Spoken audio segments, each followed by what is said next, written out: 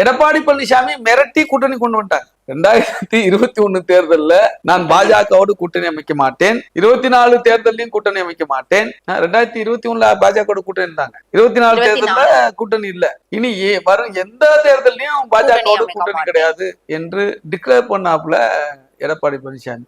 அவர் 21ல கூட்டணி வச்சு லாஸ் ஆனாரு. 24ல கூட்டணி வச்சா மறுபடியும் தமிழ்நாட்டு மக்கள் புறக்கணிப்பார்னு தெரிஞ்சுதான் கூட்டணி வைக்கல. ஆனாலும் அவர் மீது சந்தேகம் இருந்துகிட்டே இருந்துச்சு மக்களுக்கு. அந்த சந்தேகத்தை நம்ம உண்மையின்னு பண்ணிடக்கூடாதுன்னு தான் கூட்டணியை தவிர்த்தார்.